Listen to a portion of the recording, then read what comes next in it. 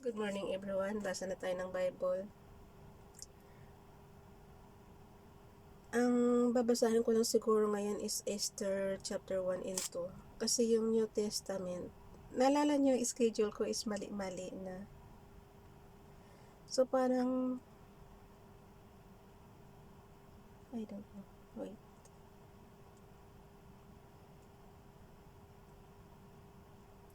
Naalala nyo yung nalukot na schedule?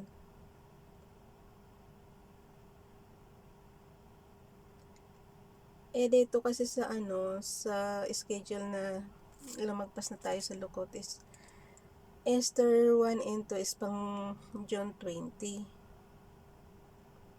Di ba nabasa na natin kahapon yung June 20? Pero late tayo. Nehemiah 12 and 13 ang inano natin. Hindi ko na alam anong gagawin ko dito. So, ang gagawin ko na lang, laktawan ko na lang yung New Testament para magtugma tayo bukas. Sure ba ako sa... ano ba yan?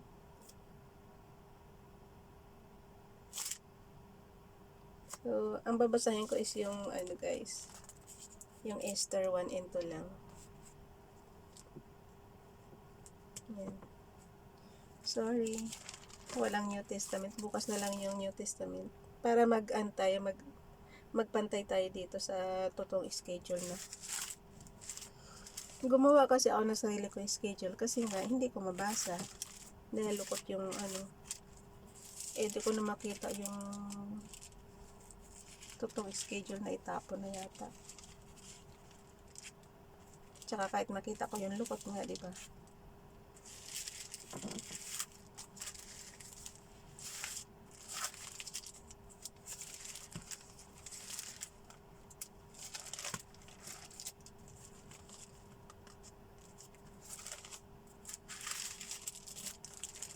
Okay lang kaya? Para lang na. Nawala na tuloy. Sabi ko hindi ko babasahin yung Acts. Lalong nawala. Ayun. So, delete muna natin ha. Wait lang. So, 121. Tama. Ang problema ko is doon sa Old Testament. So, tama ako sa schedule ko dito sa New Testament. Alam niyo guys, bakit ang totoo talagang kung susundin mo talaga ang pattern, ang pagbasa ng New Testament is sa morning, tapos ang pagbasa ng Old Testament is sa evening. Yun talaga ang totoong schedule. Kaya lang kasi tamad ako. Kaya pinag-isa ko na. Ginawa ko na siyang isahang basa na lang, tsaka sayang naman kasi yung oras.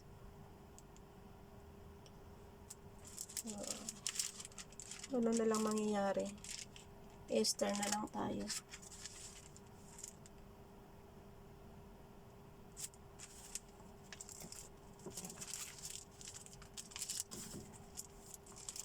Ewan ko ba, siguro meron akong na advance ng basa, kaya ganun ang nangyari.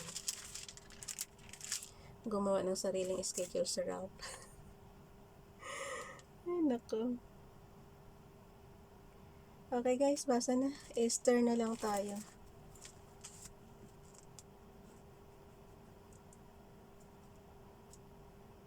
Inoted ko na lang siya. Late ng basa.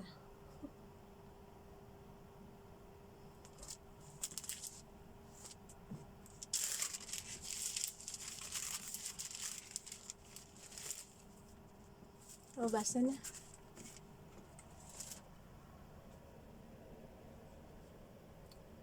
Esther becomes queen. Queen Vashti deposed. This is what happened during the time of Xerxes. The Xerxes who ruled over provinces stretching from India to Kush.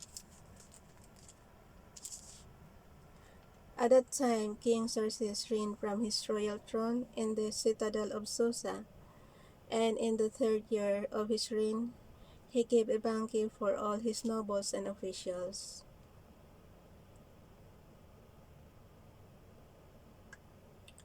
The military leaders of Persia and Media, the prince, the nobles of the provinces were present. For a full 180 days, he displays the vast wealth of his kingdom and the splendor and glory of his majesty. When these days were over, the king gave a banquet lasting 7 days in the enclosed garden of the king's palace. May naririnig kayo sound, electric fan yan. Sobrang init kasi. Lasting 7 days in the enclosed garden of the king's palace, for all the people from the least to the greatest, who were in the citadel of Susa. The garden had hangings of white and blue linen fastened with cords of white linen and purple material to silver rings on marble pillars. There were couches of gold and silver on a mosaic pavement of porphyry, marble, mother of pearl, and other costly stones.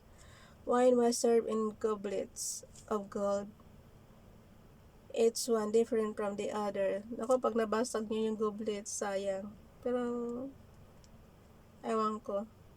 Pag gold ba, hindi ba nababasag? Yung sa mga ordinaryong goblets ba? Compare yung gold.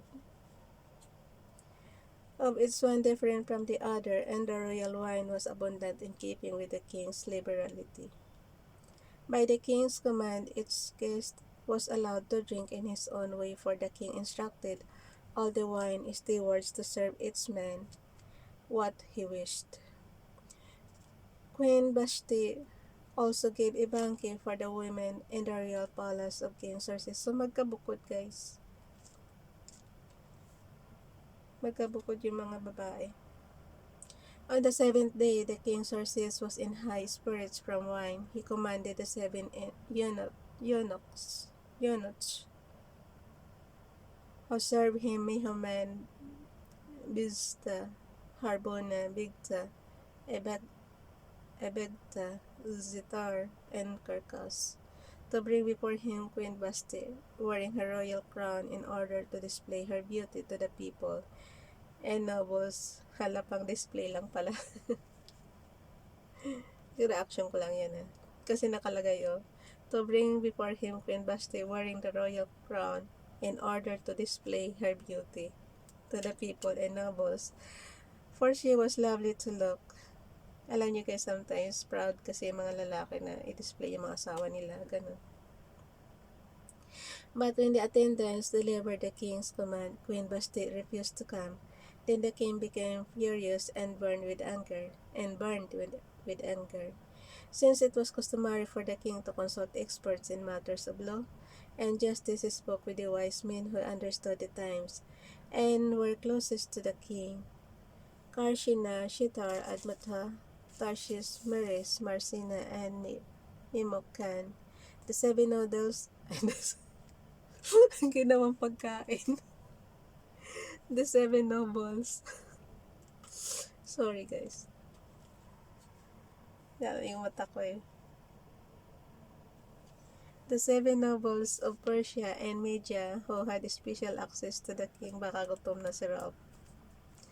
Nobles of Persia and Media who had special access to the king and were highest in the kingdom. According to the law, what must be done to Queen Vashti? He asked. She has not obeyed the command of King Xerxes that the eunuchs have taken to her. Then Memucan replied in the presence of the king and the nobles, Queen Vashti has done wrong not only against the king, but also against all the nobles and the peoples of all the provinces of King Xerxes.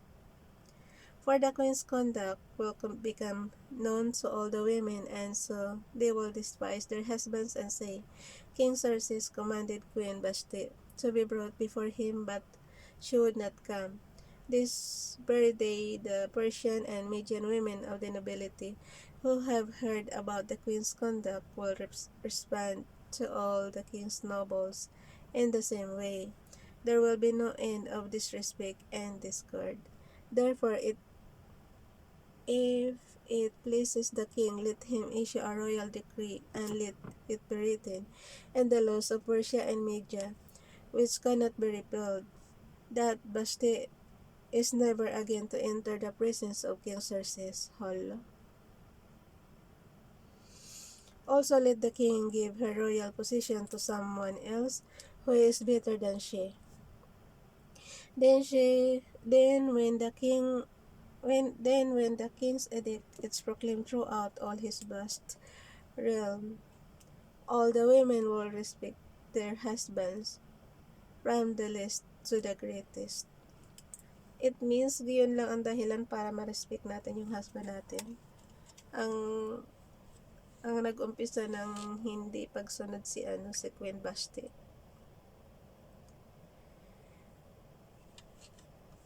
The king and his nobles were pleased with this advice, so the king did as Memucan proposed. He sent dispatches to all parts of the kingdom, to its province in its own script, and to its people in its own language, proclaiming in its people's tongue that every man should be ruler over his own household. Kaya pala, diyan pala nag-umpisa yung kailangan yung asawa mo ang masunod. Hindi lang pumunta si Queen Vashti kay King ano na siya. So, 2.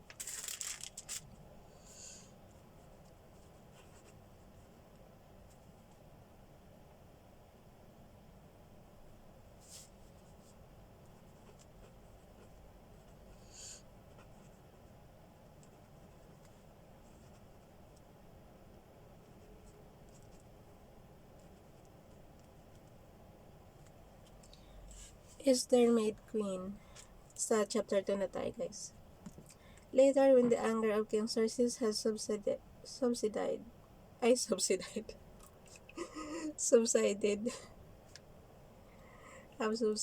ganun na lang. Ba't wala ako sa loob ngayon magbasa ng Bible? Parang ang daming hindrances. Unang-una mata ko na hindi na nakakakita.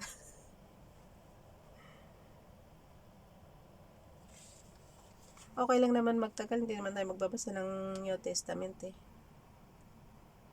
Okay lang pa banjing-banjing ng basa. Mali kasi.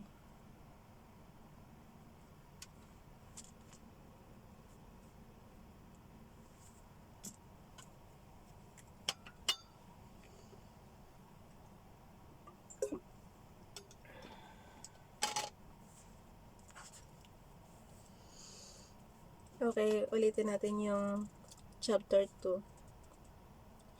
Esther made queen. Later, when the anger of King Xerxes had subsided, he remembered Vashti and what she had done. She had done, and what he had decreed about her. Then the king's personal attendants proposed, let a search be made for beautiful young virgins. Ayan guys, importante sa kanila yung virgins. Importante sa lalaki na virgin kanilang makuha. Let a search be made for beautiful young virgins for the king.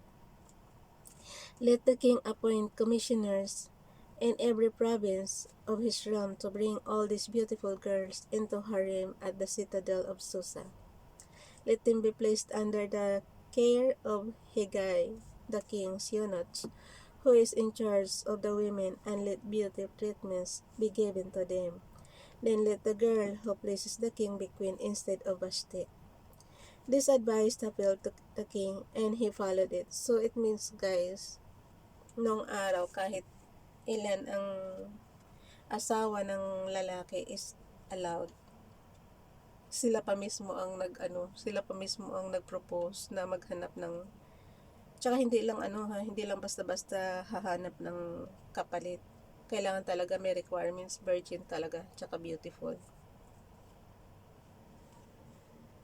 Siyempre pang display nga eh. Kaya nga niya inano si Vashti para pang display, diba? Kaso hindi sumunod.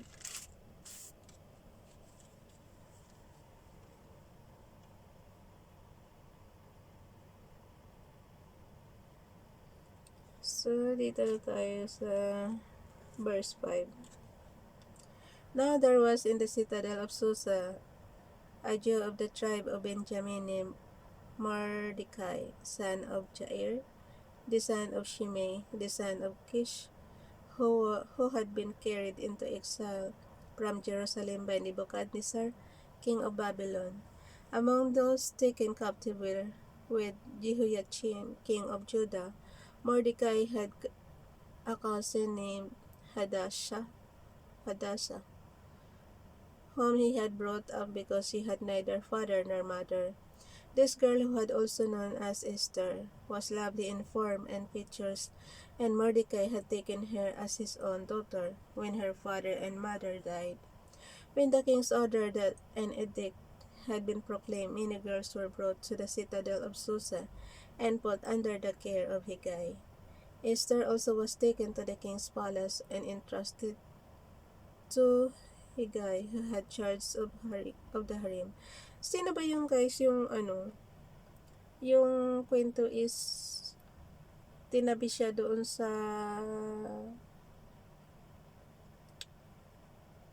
ano ba yun? Parang ito yata si Esther yun eh. Yung na tumabi sa hari tapos basta parang nabasa ko na yung kwento ni Esther na yan.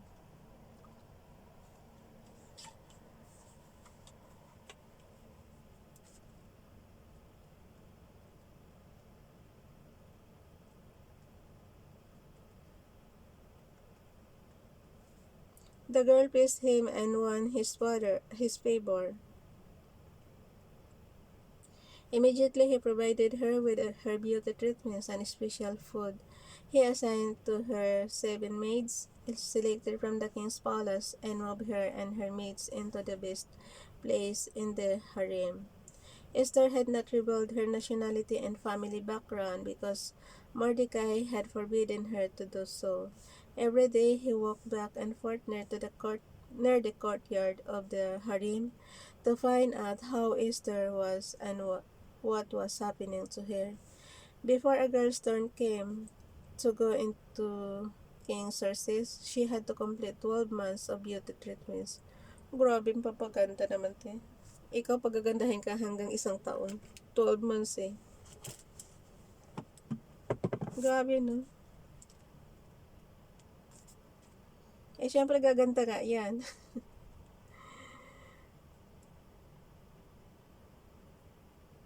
Nakalagay kasi sa verse 12 guys. Before the girl's turn came to...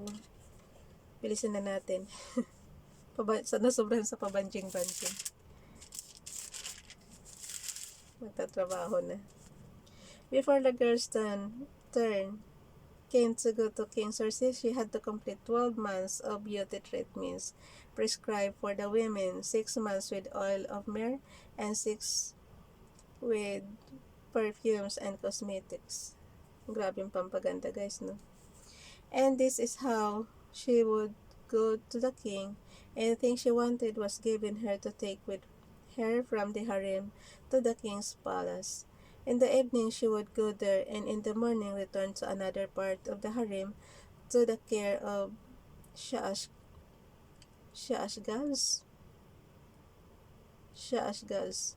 the king's eunuch who was in charge of the concubines. She would not return to the king unless he was pleased with her and summoned her by name. Kaya nga allowed sa kanila yung mga concubines noong araw. Ayaw ko sa atin ngayon kasi na sa atin parang pagka marami asawa ang lalaki parang na masakit na sa atin ganun. Pero sa kanila okay lang. When the turn came for Esther, the girl Mordecai had adopted, the daughter of his uncle Abihail, to go to the king. She asked for nothing other than what Hegai, the king's eunuch who was in charge of the harem, suggested, and Esther won the favor of everyone who saw her. She was taken to King Xerxes in the royal residence in the 10th month, the month of Tebeth, in the 7th year of his reign. Now the king was attracted to Esther, more than to any of the other women. Ano to? Paligsahan guys, parang ano lang, parang mga candidate lang ng, alam mo yung pagandahan. Tapos pipili doon kung sino pinakamaganda. Now the king was attracted to Esther more than to any of the other women, and she won his favor and approval more than any of the other virgins. So he said a royal, ito talaga lagi kong tinatanong eh. How do you know that the girl is virgin? At least hindi mo siya subukan. 'Di ba? So he set a royal crown. Ibig sabihin ba, unless na palaki mo siya, na natutukan mo talaga siya ng husto, ganon, masabi mo talaga siyang virgin. Malay mo, nagalaw na pala yan, ano pa lang. So, I don't know anong basihan, paano makikita sa panlabas na anyo na virgin ang isang babae. So, he set a royal crown on her. Reaction ko lang yun ha. Kasi ako hindi ako marunong tumingin kung virgin ang babae or hindi pa. So, he set a royal crown on her head and made her queen instead of Basti. Pero sa panahon kasi natin ngayon guys, sa generation natin ngayon, ano na, mayroon na raw pampasikip. Kaya virgin pa rin siya. Aywan ko lang din kung totoo. Alam mo naman tayo, hindi naman tayo masyadong ano dyan. Sa mga ganyang balita. Kung totoo, hindi. Hindi naman tayo interesado ba. And the kings gave, so yun na yun, the crown on her head and made her queen instead of Vashti. And sa verse 18, and the king gave a great banquet, Esther banquet, for all his nobles and officials. He proclaimed a holiday throughout the provinces and distributed gifts with royal liberality. Mordecai uncovers a conspiracy. Sa verse 19, when the virgins were assembled the second time, Mordecai was sitting at the king's gate, but Esther had kept secret her family background and nationality, just as Mordecai had told her to do. For she continued to follow Mordecai's instructions he had done when he was bringing her up. During the time Mordecai was sitting at the king's gate, Bigthana and Tarish, two of the king's officers who guarded the doorway, became angry and conspired to assassinate King Xerxes. But Mordecai found out about the plot and told Queen Esther, who in turn reported it to the king, giving credit to Mordecai. And when the report was investigated and found to be true, the two officials were hanged on a gallows. And this was recorded in the book of the Annals in the presence of the king. So yan. Bukas na yung chapter 3. At hindi na tayong pagbabasa ng New Testament today. Kasi doble-doble yung aking